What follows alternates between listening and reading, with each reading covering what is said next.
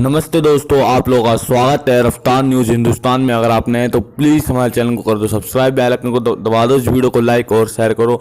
दुनिया भर की 5 सबसे बड़ी खबरों के ऊपर हम रुक करेंगे। इस वीडियो को शुरू करने से पहले मैं आपसे यही कहूँगा, इस वीडियो को जितने लोगों तक हो सके उतने लोगों तक शेयर करो, क्योंकि हम खड़े हैं सच के साथ, आप भी खड़े रहें सच के साथ और हमारा सपोर्ट करें और बॉलीवुड मिशन सफाई अभियान से जुड़े रहें, क्योंकि हम बॉलीवुड के अंदर गंदगी का सफाई करके रहेंगे।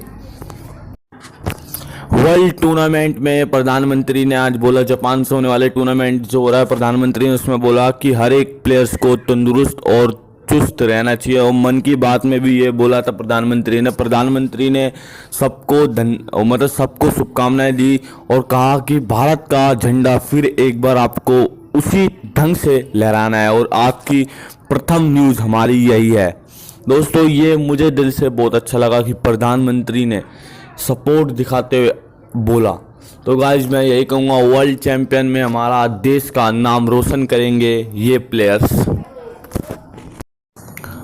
दूसरी जो सबसे बड़ी खबर है वो मध्य प्रदेश से निकल के आ रही है। दोस्तों, एक छोटी जात का व्यक्ति जो ब्राह्मण जात के व्यक्ति को मार रहा था, पीट रहा था और जबरन उस पर जबरदस्ती कर रहा था। और जब वो कोई कार्रवाई करने की कहता तो वो ST SC का कानून पढ़ाने लग रहा था और पुलिस भी उसकी सुनवाई नहीं कर रही थी, क्योंकि वो BJP का व्यक्ति था।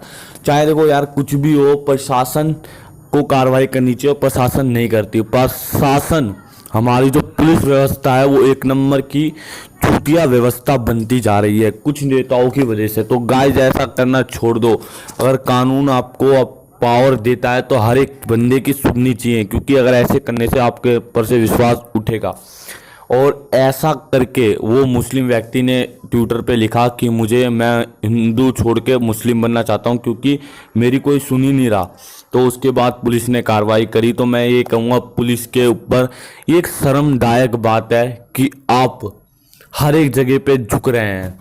पुलिस कुछ टाइम बाद पुलिस के नाम पे कोई पैसा भी नहीं देगा, क्योंकि जो पुलिस झुक रही है वो बहुत शर्मदायक बात है। पुलिस को सुधर जाना चाहिए। और दोस्तों, जो तीसरी सबसे बड़ी खबर है वो होशंगाबाद से आई है। दोस्तों, होशंगाबाद से तीसरी जो सबसे बड़ी और सबसे मुख्य खबर है वो यही है दोस्तों कि यहाँ पे एक बहू को ट्रक से कुचल के मार दिया गया अपने ही ससुर ने। ये वारदात कैसी है? एक छोटी सी जमीन के विवाद के चक्कर में अपनी बहू को कत्ल कर दिया उसने बीच चौराहे में। इसके ऊपर पुलिस एक्शन में आई है। पुलिस ने 2-3 लोगों को गिरफ्तार करा है। भी लीगल रूप से खबर नहीं पूरी दी गई है पुलिस की तरफ से भी, और इस पर बहुत जल्द एक्शन ली जाएगी। और बहू जिसको मारा गया था ट्रक से, वो पूरी तरीके से मर चुकी है और उसे हॉस्पिटल लेके गए थे, फिर भी वो बच नहीं पाई। बहुत ज़्यादा गंभीर स्थिति में थी। क्या एक परिवार को कुछ जमीन के विवाद के चक्कर में इतनी बड़ी बात होनी चाहिए? मेरे हिसाब से तो नहीं होनी चाहिए। क्या दोस्तों, ऐसा आपके किसी और परिवार में या किसी समाज में आपने ऐसी कोई घटना देखी है? मैंने अभी तक अपनी आंखों से नहीं देखी है, सुनी है पर देखी नहीं है। दोस्तों, ऐसा नहीं होना चाहिए। बेशक ये कितना भी बड़ा कलयुग है, कलयुग आ गया हो, पर परिवार तो परिवार है, अपने तो अपने होते हैं। ठीक है गाइस, तो मैं यही कहूँगा, आपको कैसा लग रहा है इस घटना के सुनने के बाद? आप मुझे कमेंट में लिख के बताइए। जो गाइस चौथी सबसे बड़ी खबर है वो ये है, वो कहाँ से है पहले मैं आपको बताऊँ, वो ग्लोबरी से है।